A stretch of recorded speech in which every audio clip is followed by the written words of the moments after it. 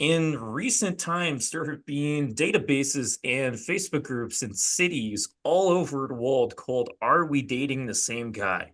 Just yesterday, a Game Global member in Game Las Vegas said a date had just canceled on him because she found a post about him on the Are We Dating the Same Guy Las Vegas Facebook group with girls slandering him.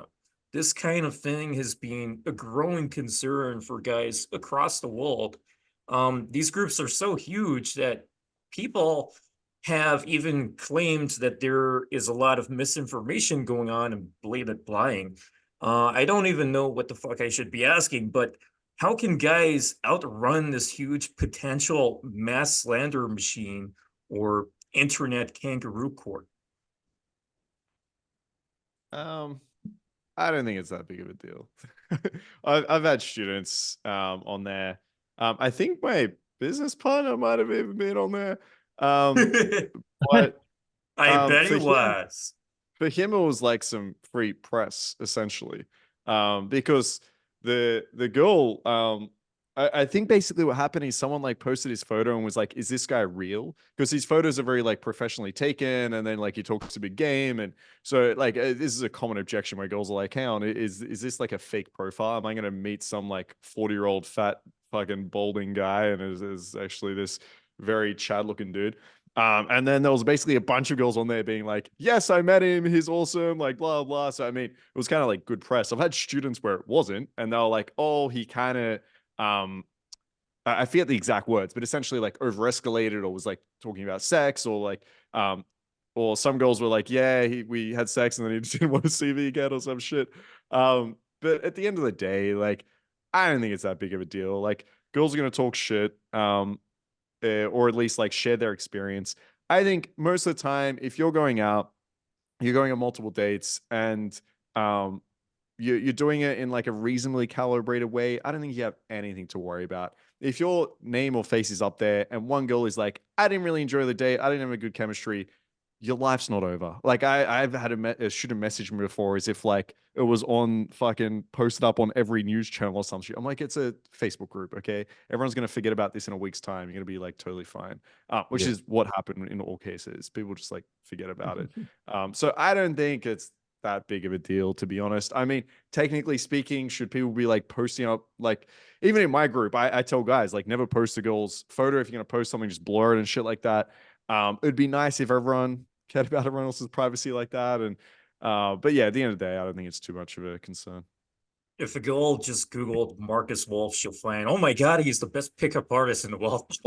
Exactly. Yeah. I put that on my Tinder Straight on you. profile. I'm like, by the way, number one pickup artist, okay? Just know who you're dealing with. Yeah, I think a lot of girls on those platforms, it's almost a little bit of a red flag, right? It's either their mindset's already looking for issues, right? Or they're kind of negative, or they've had a lot of bad experiences in the past with other guys.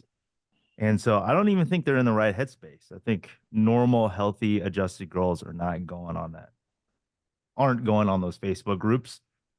Um, so a couple solutions, do more cold approach. I think that'll help. And then obviously be calibrated, be a gentleman on dates. Obviously, you're not gonna mitigate the risk completely. I think if you're a nice guy, it hasn't been an issue. I don't, I've been running programs in Vegas for over a decade. That hasn't really been an issue, right? Don't use your full name. On Instagram, don't post your last name. I think it's just good practice to not put everything out there, especially on online dating sites. So, but yeah, I agree, Marcus, not a big deal.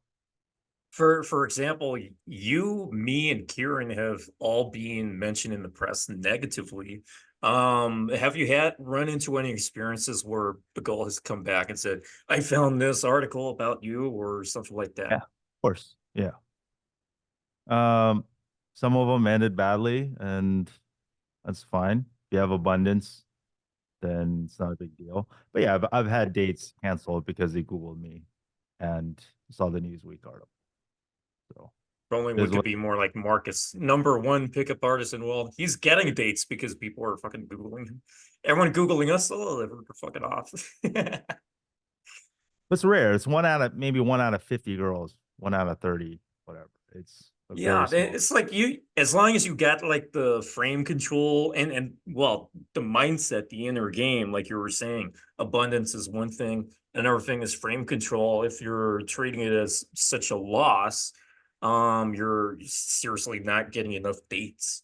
So that's the diagnosis you should be focusing on. Any other comments on this?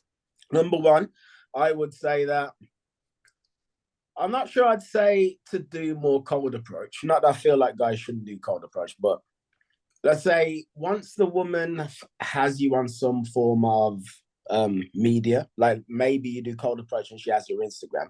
I'm sure women are sharing Instagram profiles of guys in those "are we dating the same guy" groups and communities. What I suspect is that if a guy comes across like he's too good to be true, a lot of girls don't feel like they're worthy of the too good to be true, or what seems like too good to be true. So then it's like, there must be something wrong. This guy must be a player. So I would imagine that statistically, a lot of our students would probably pop up onto these sorts of communities because they would have more going for them than the average guy. I think that's just something that would just kind of happen.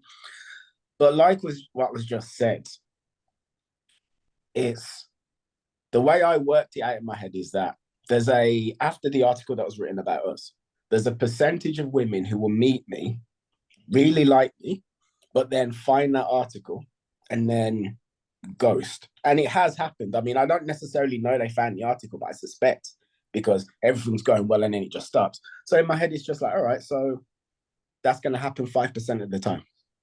You know, it just kind of is what it is. As for some regular guy, what could he do about not being on one of these sorts of sites? I mean, if he was to say to women, hey, I'm dating other women, then there's no reason for them to want to check to make sure they're dating the same guy.